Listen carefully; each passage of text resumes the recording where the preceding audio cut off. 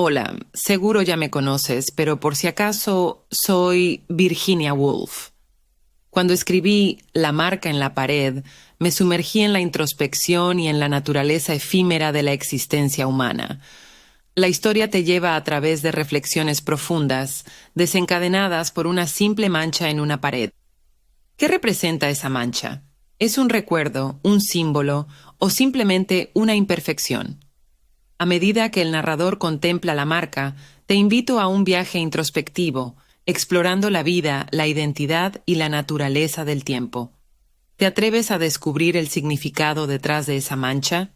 Si te intriga, te invito a sumergirte en la historia. Antes de comenzar con este audiolibro, te quiero pedir un favor. En los últimos años, el hábito de la lectura ha disminuido radicalmente, pero su poder para cambiar a las personas y a la sociedad en su conjunto, no. En Aubiblio, buscamos poner a disposición todo el conocimiento que almacenan los libros de una forma diferente, y así impactar cada vez a más personas. Pero solos no podremos hacerlo. Necesitamos de tu ayuda. Con tan solo suscribirte, serás uno de nosotros y una pieza fundamental para este cambio. Ojalá y contemos contigo. Gracias.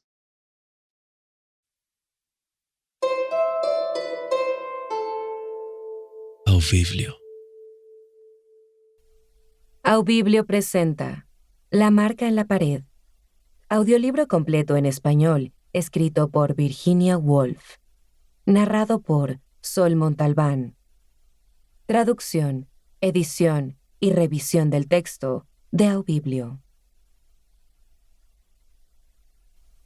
Tal vez fue a mediados de enero de este año, cuando al alzar la mirada noté por primera vez esa mancha en la pared.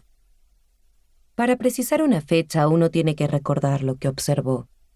Entonces recuerdo el fuego, el suave resplandor amarillo iluminando la hoja de mi libro, y los 3 crisantemos en el cuenco de vidrio en el borde de la chimenea. Sí, tenía que ser invierno, y habíamos terminado de tomar el té, porque recuerdo que estaba disfrutando de un cigarrillo cuando noté esa mancha en la pared. Miré a través del humo de mi cigarrillo y mis ojos se detuvieron brevemente en las brasas encendidas. Una vieja imaginación sobre una bandera roja ondeando sobre una torre de castillo cruzó por mi mente, y visualicé una procesión de caballeros en rojo descendiendo la montaña rocosa. Afortunadamente, la vista de la mancha interrumpió ese pensamiento, ya que era una imagen recurrente, quizás desde mi infancia. Era una pequeña mancha redonda y oscura, en la pared blanca, situada a unos pocos centímetros por encima del borde de la chimenea. Nuestros pensamientos tienden a revolotear alrededor de algo nuevo, levantándolo como las hormigas levantan con fervor una brizna, solo para abandonarla poco después. Si esa marca fue dejada por un clavo, no pudo haber sido para colgar un cuadro grande, sino más bien una miniatura. Quizás la de una dama con rizos albinos y polvosos, mejillas teñidas y labios que recuerdan a los claveles. Sin duda sería un engaño, porque quienes vivieron aquí antes de nosotros probablemente seleccionaban arte así. Una obra antigua para una estancia antigua. Eran ese tipo de personas sumamente fascinantes. Me encuentro pensando en ellos con frecuencia y en momentos insólitos, ya que es probable que nunca los vuelva a cruzar, sin jamás descubrir cómo continuó su historia. Me contaron que deseaban mudarse de esta casa para renovar su mobiliario. Él empezó a expresar su creencia de que el arte debe tener un propósito. Pero nos interrumpimos, de la misma manera que uno pierde de vista a la señora que está por servir el té, o al joven que se prepara para golpear una pelota de tenis en el patio trasero de una villa, mientras se pasa velozmente en un tren. Respecto a esa mancha, tengo mis dudas. No creo que haya sido provocada por un clavo. Es demasiado amplia y perfectamente redonda para hacerlo. Podría acercarme y examinarla, pero es probable que aún así no pudiera determinar su origen. Porque una vez que algo ocurre, es difícil decir exactamente cómo sucedió. La enigmática esencia de la vida, la ambigüedad del pensamiento, cuánto desconocemos como seres humanos. Para evidenciar cuán efímera es nuestra posesión sobre las cosas y lo azaroso que es existir incluso después de milenios de civilización, permítanme relatar algunas cosas que se esfuman en la vida. Comenzando por lo que siempre me parece la pérdida más inexplicable. ¿Qué criatura roería 3 tarros celestes de herramientas para encuadernar? Luego, las jaulas de pájaros, los aros metálicos, los patines, el cubo de cartón estilo Reina Ana, el juego de bagatelas, el acordeón, todo desvanecido. Y no olvidemos las joyas. Ópalos y esmeraldas que ahora descansan bajo las raíces de las verduras. Qué curiosa ironía es la vida. Lo asombroso es que todavía tenga ropa en mi cuerpo y esté sentado aquí, rodeado de muebles firmes. La verdad es que, si uno quisiera comparar la vida con algo, debería equipararla con ser arrojado por un tubo a 80 kilómetros por hora y llegar al otro lado sin un pelo fuera de su sitio, lanzado a los pies de la divinidad en total desnudez, desplomarse en los campos de Asfódelos como paquetes envueltos en papel pardo, tirados en la oficina de correos, con el pelo ondeando atrás como la crin de un caballo de carrera. Sí, eso parece capturar la velocidad de la vida, la constante erosión y reparación. Todo tan fortuito, todo tan errático. Pero luego, después de la vida, la lenta inclinación de los robustos tallos verdes, permitiendo que la copa de la flor te bañe con su luz púrpura y roja. Porque después de todo, no debería uno nacer allí de la misma forma que nace aquí, indefenso, sin voz, con la vista desenfocada, palpando las raíces del pasto, los pies de los gigantes. Al intentar identificar qué es un árbol y qué es un ser humano, o si incluso existen tales distinciones, no estaremos en posición de hacerlo, probablemente hasta dentro de medio siglo. Todo será una mezcla de luces y sombras, intercalado por tallos gruesos y más allá, tal vez, manchas difusas de colores. Tonos suaves de rosa y azul que con el tiempo tomarán forma, evolucionando en algo aún desconocido. Sin embargo, esa marca en la pared definitivamente no parece un agujero. Podría ser incluso el residuo de algo redondo y oscuro, como una hojita marchita de una rosa dejada desde el verano. Y yo, que no soy particularmente meticulosa en las labores del hogar, miro el polvo en el borde de la chimenea. Ese mismo polvo que, según cuentan, cubrió la ciudad de Troya en 3 ocasiones, dejando solo fragmentos de cerámica que desafían su completa desaparición, asombrosamente resistente al paso del tiempo. El árbol junto a la ventana roza el vidrio con suavidad. Deseo reflexionar en silencio, con serenidad, sin restricciones, sin ser perturbada, sin necesidad de moverme de mi silla, fluir de un pensamiento a otro sin sentir oposición o barrera alguna.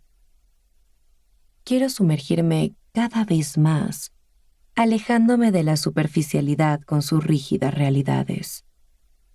Para centrarme, permíteme aferrarme a la primera idea que aparezca. Shakespeare. Es tan buen punto de partida como cualquier otro. Imagino un hombre asentado cómodamente en su sillón, mirando el fuego, mientras un torrente incesante de ideas se precipita desde lo alto, atravesando su mente. Se lleva la mano a la frente, y las personas mirando desde la puerta abierta, pues esta escena podría tener lugar en una tarde estival. Qué monótonas resultan estas reparaciones históricas. No me cautivan en absoluto. Desearía poder tropezar con un pensamiento amable, uno que de manera indirecta me colme de orgullo, ya que esos pensamientos son los más reconfortantes y no son raros. Incluso en las mentes más humildes, las que sinceramente creen que no disfrutan al recibir alabanzas. Estos pensamientos no ensalzan directamente a la persona. Ahí radica su encanto. Pensamientos como el siguiente.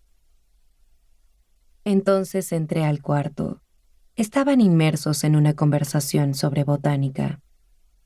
Les compartí cómo había observado una flor brotar en un montón de tierra en un terreno vacío de Kingsway. La semilla, especulé, debió haber sido plantada durante el reinado de Carlos I. ¿Qué tipo de flores se daban en esa época?, pregunté, aunque no recuerdo lo que me contestaron. Tal vez flores erguidas con tassels de un morado profundo. Y así continué. Constantemente estoy moldeando una imagen de mí en mi mente, con cariño y discreción, sin venerarla abiertamente. Si lo hiciera, me expondría, y en un acto reflejo tomaría un libro para resguardarme. Es fascinante cómo de forma instintiva protegemos esa imagen mental que tenemos de nosotros mismos, evitando idealizarla o deformarla al punto que se torne irreconocible. O quizá no sea tan sorprendente. Es una cuestión trascendental. Imagina que el espejo se quiebra y la imagen se esfuma, dejando solo esa versión de ti que los demás ven. Te encontrarías en un mundo desolado, superficial y deslúcido. Un mundo inhabitable. Cuando nos observamos en el transporte público, es como si mirásemos a través de un espejo. Eso podría justificar esa expresión ausente y vidriada en nuestros ojos. Los futuros escritores comprenderán más y más la relevancia de estas reflexiones, porque evidentemente no hay solo una, sino incontables. Esas serán las profundidades que sondearán y los espectros a los que seguirán. Optarán por relegar la descripción de la realidad, asumiendo que sus lectores ya la conocen, al igual que lo hicieron los griegos o incluso Shakespeare. Sin embargo, estas generalizaciones son engañosas. La mera tonalidad autoritaria de la palabra generalización es reveladora. Nos remite a editoriales de periódicos, líderes políticos y todo un conjunto de cosas que en nuestra juventud pensábamos que eran esenciales. El estándar, el verdadero núcleo, del cual desviarse era impensable. Las generalizaciones nos evocan de alguna manera a los domingos londinenses, a los paseos vespertinos, los almuerzos dominicales, y también a las maneras en que recordamos a quienes ya no están. Las tradiciones y costumbres, como la de reunirse en una sala hasta una hora determinada, aunque a nadie le apetezca realmente. Existían normas para cada cosa. Durante ese periodo, los manteles tenían que ser de tejido con diminutos compartimientos amarillos, similares a los que se observan en las imágenes de las alfombras en los pasadizos de las residencias reales. Los manteles de otra clase no eran verdaderos manteles. Fue sorprendente y, no obstante, maravilloso darse cuenta de que las entidades concretas, los almuerzos de domingo, los paseos de fin de semana, las casas campestres y los manteles no eran del todo tangibles. Eran más bien semiespectrales.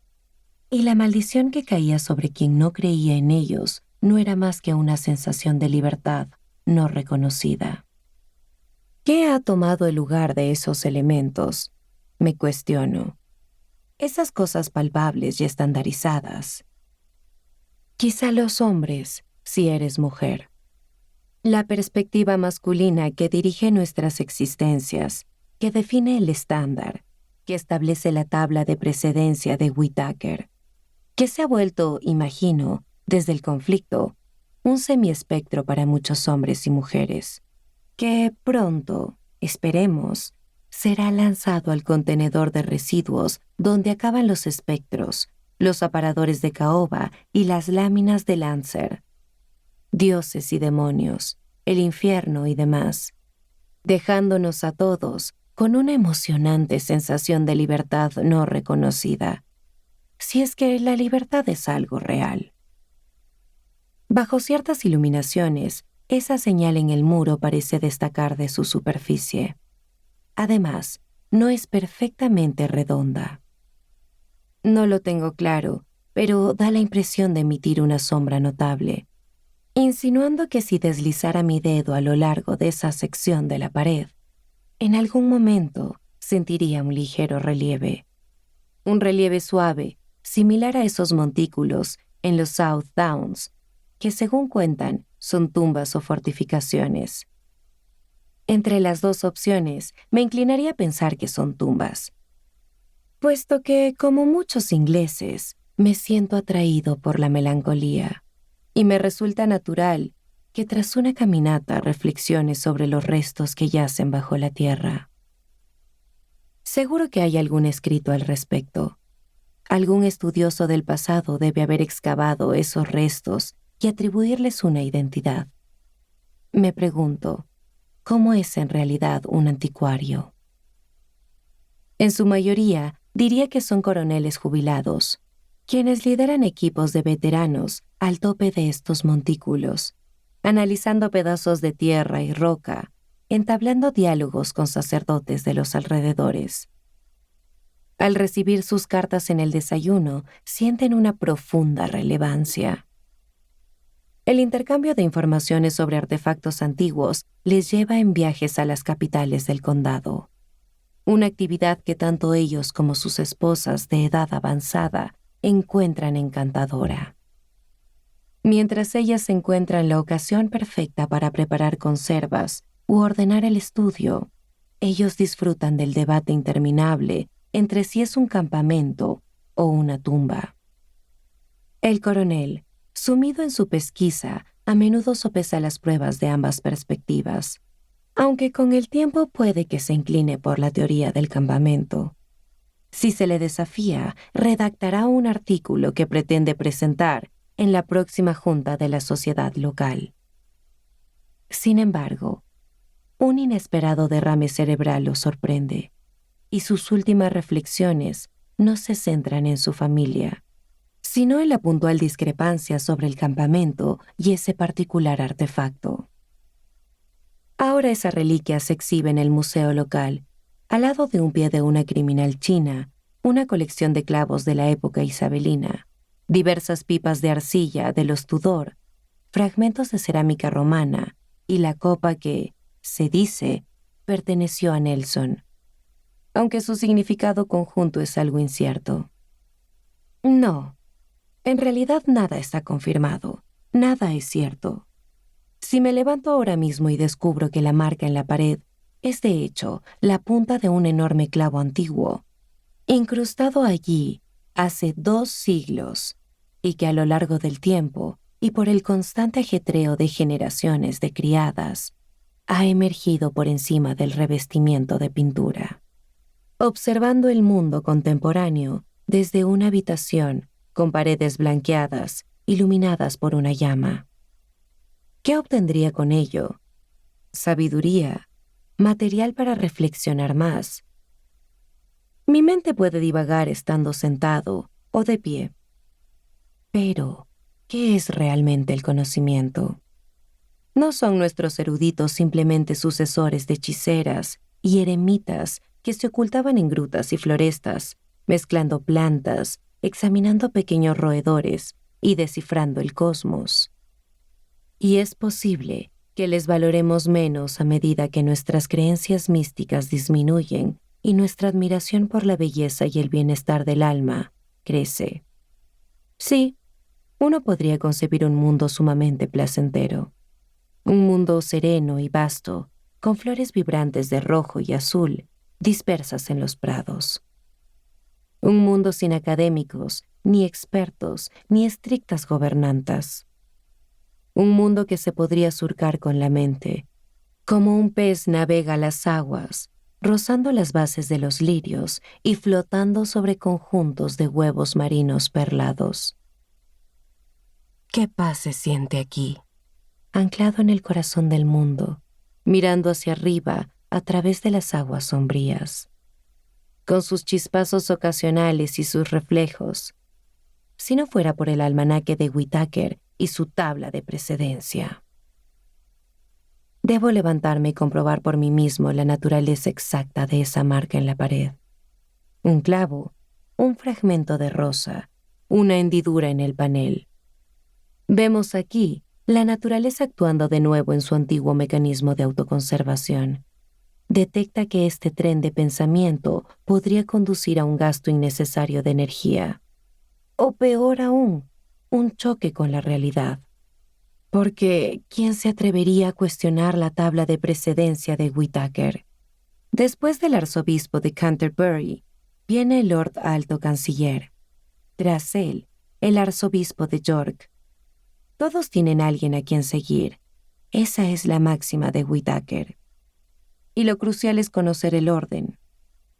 Whitaker tiene esa respuesta y deja que ese conocimiento, como sugiere la naturaleza, te proporcione consuelo en vez de provocar tu ira. Y si no encuentras consuelo, si sientes la necesidad de interrumpir este momento tranquilo, entonces reflexiona sobre la marca en la pared. Entiendo el mecanismo de la naturaleza. Impulsarnos a actuar como una manera de frenar cualquier reflexión que pueda agitarnos o causarnos dolor. De ahí quizás nace nuestro sutil desdén hacia los hombres de acción, a quienes consideramos como individuos que no reflexionan demasiado. Sin embargo, no hay nada incorrecto en desviar pensamientos molestos observando una simple marca en la pared. De hecho, ahora que la miro detenidamente, siento que me he aferrado a un flotador en medio del océano. Experimento una reconfortante sensación de concreción que convierte a los dos, arzobispos y al Lord Alto Canciller, en meras ilusiones de ilusiones. Aquí tengo algo tangible, algo auténtico. Es similar a cuando uno despierta de una pesadilla en la madrugada, enciende rápidamente la luz y se detiene. Valorando la firmeza de una mesa, apreciando su solidez, celebrando la certeza de su existencia, venerando ese mundo imparcial que nos confirma la existencia de algo más allá de nosotros mismos. Eso es lo que realmente queremos corroborar. Es reconfortante reflexionar sobre la madera. Viene de un árbol, y los árboles crecen sin que comprendamos del todo cómo lo hacen. Por incontables años crecen, ignorándonos, en las praderas, en los bosques, a lo largo de los márgenes de los ríos, escenarios en los que disfruto pensar. Bajo ellos las vacas mueven sus colas durante las tardes calurosas, tiñen los ríos de un verde tan intenso que cuando una polla de agua se zambulle, esperas verla emergir con plumas de ese mismo tono. Me gusta imaginar a los peces resistiendo la corriente como estandartes al viento, y a los insectos acuáticos erigiendo lentamente montículos de lodo en el fondo fluvial. Disfruto pensar en la esencia del árbol. Primero, el tacto seco y cálido de su madera. Luego, el estruendo de la tempestad. Y finalmente, el lento y placentero fluir de la savia. También es reconfortante imaginarlo durante las heladas noches invernales, erguido, en medio del campo desolado, con sus hojas recogidas, sin ninguna parte delicada expuesta a las implacables lunas de plata. Como un pilar desnudo en una tierra que se tambalea y oscila constantemente durante la noche. El trino de los pájaros debe resonar de manera vibrante y peculiar en junio. Y cuánto frío deben sentir en sus patitas los insectos mientras se desplazan laboriosamente por las grietas de la corteza, o se regocijan bajo el delgado manto verde de las hojas, observando sus ojos rojizos que brillan como gemas. Una tras otra, las hebras se rompen bajo el peso gélido de la tierra hasta que la tormenta final llega, y al descender, las cimas más elevadas se hunden nuevamente en el terruño. Sin embargo, la existencia no ha cesado. Un árbol aún posee 1.000.000 de vidas expectantes y atentas en todo el orbe, en las alcobas, en las embarcaciones, en las veredas, adornando estancias, donde hombres y mujeres se relajan tras una taza de té, disfrutando de un cigarrillo. Este árbol alberga reflexiones serenas, ideas jubilosas. Desearía considerar cada una individualmente, pero algo obstruye ese intento. ¿Dónde me encontraba? ¿Cuál es el tema central? ¿Un árbol? ¿Un caudal? Las colinas, un anuario, los prados de flores. ¡Ay, mi memoria falla! Todo oscila, desciende, se esfuma, se evapora. Hay un vasto revuelo de elementos. Alguien se cierne sobre mí y menciona: voy a adquirir un diario. ¿En serio? A fin de cuentas, no tiene sentido adquirir diarios. Siempre es lo mismo. Maldición con esta guerra. Maldición con esta guerra. De hecho, no entiendo por qué tendríamos un molusco en nuestro muro. ¡Ah! Esa mancha en el muro resultó ser un molusco. Soy Sol Montalbán. Esperamos que hayas disfrutado de esta producción de La marca en la pared, de Virginia Woolf. Este audiolibro ha sido dirigido y producido por Matthew Ticona y Aarón Medina. Edición y revisión del texto de Aubiblio. Copyright de la producción 2023, Aubiblio Studios. Todos los derechos reservados. Si deseas agregar este libro a tu biblioteca, dejaremos los enlaces en la descripción. También puedes seguir nuestro canal principal, Aubiblio. Gracias y nos vemos en la siguiente página.